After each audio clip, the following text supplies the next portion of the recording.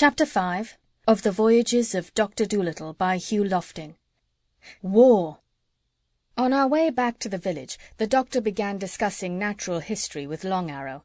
But their most interesting talk, mainly about plants, had hardly begun when an Indian runner came dashing up to us with a message. Long Arrow listened gravely to the breathless, babbled words, then turned to the doctor and said in eagle tongue, "Great white man, an evil thing has befallen the Popsipetels. Our neighbours to the southward, the thievish Bag-Jagderags, who for so long have cast envious eyes on our stores of ripe corn, have gone upon the warpath, and even now are advancing to attack us." "Evil news indeed," said the doctor. "Yet let us not judge harshly. Perhaps it is that they are desperate for food, having their own crops frost-killed before harvest. For are they not even nearer the cold south than you?" "Make no excuses for any man of the tribe of the Bag-Jagderags," said Long Arrow, shaking his head. "They are an idle, shiftless race. They do but see a chance to get corn without the labour of husbandry. If it were not that they are a much bigger tribe, and hope to defeat their neighbour by sheer force of numbers, they would not have dared to make open war upon the brave Popsipetels." When we reached the village, we found it in a great state of excitement. Everywhere men were seen putting their bows in order, sharpening spears, grinding battle-axes, and making arrows by the hundred. Women were raising a high fence of bamboo poles all around the village. Scouts and messengers kept coming and going, bringing news of the movements of the enemy. While high up in the trees and hills about the village, we could see the lookouts watching the mountains to the southward. Long Arrow brought another Indian, short but enormously broad, and introduced him to the doctor as Big Teeth, the chief warrior of the Popsipetels. The doctor volunteered to go and see the enemy and try to argue the matter out peacefully with them instead of fighting. For war, he said, was at best a stupid, wasteful business. But the two shook their heads. Such a plan was hopeless, they said. In the last war, when they had sent a messenger to do peaceful arguing, the enemy had merely hit him with an axe. While the doctor was asking Big Teeth how he meant to defend the village against attack, a cry of alarm was raised by the lookouts. "They're coming! The Bag-Jagderags, swarming down the mountains in thousands!" "Well," said the doctor, "it's all in a day's work, I suppose. I don't believe in war, but if the village is attacked, we must help defend it." And he picked up a club from the ground and tried the heft of it against a stone. "This," he said, "seems like a pretty good tool to me." And he walked to the bamboo fence and took his place among the other waiting fighters.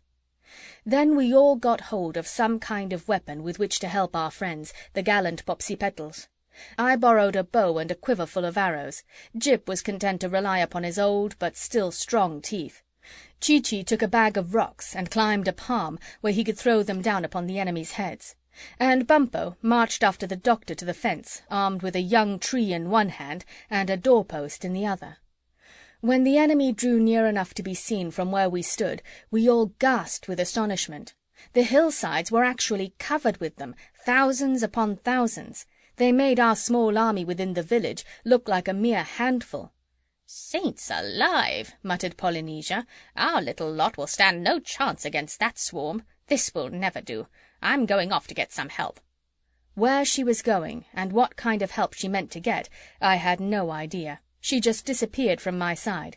But Jip, who had heard her, poked his nose between the bamboo bars of the fence to get a better view of the enemy and said, "Likely enough she's gone after the black parrots. Let's hope she finds them in time. Just look at those ugly ruffians climbing down the rocks, millions of 'em. This fight's going to keep us all hopping." And Jip was right. Before a quarter of an hour had gone by, our village was completely surrounded by one huge mob of yelling, raging Bag-Jagderags. I now come to a part in the story of our voyages where things happened so quickly, one upon the other, that looking backwards I see the picture only in a confused kind of way. I know that if it had not been for the terrible three, as they came afterwards to be fondly called in Popsipetel history, Long Arrow, Bumpo, and the doctor, the war would have been soon over, and the whole island would have belonged to the worthless Bag-Jagderags.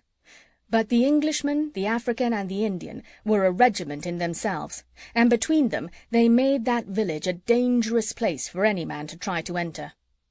The bamboo fencing which had been hastily set up around the town was not a very strong affair, and right from the start it gave way in one place after another as the enemy thronged and crowded against it.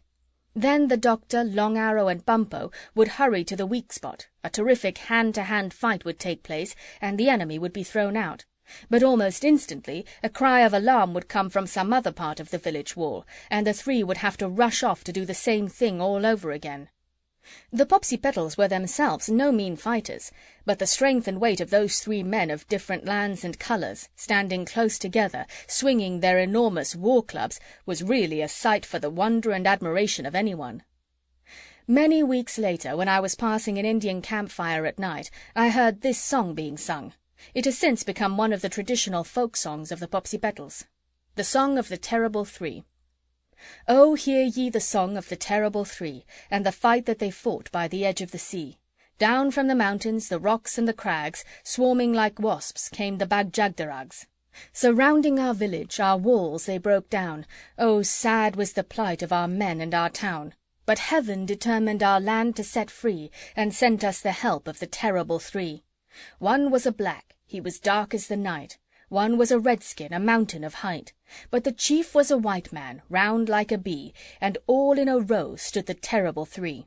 Shoulder to shoulder they hammered and hit, like demons of fury they kicked and they bit. Like a wall of destruction they stood in a row, flattening enemies 6 at a blow. Oh, strong was the redskin, fierce was the black. Bag-Jagderags trembled and tried to turn back. But 'twas of the white man they shouted, "Beware! He throws men in handfuls straight up in the air." Long shall they frighten bad children at night with tales of the red and the black and the white, and long shall we sing of the terrible three and the fight that they fought by the edge of the sea. End of chapter 5.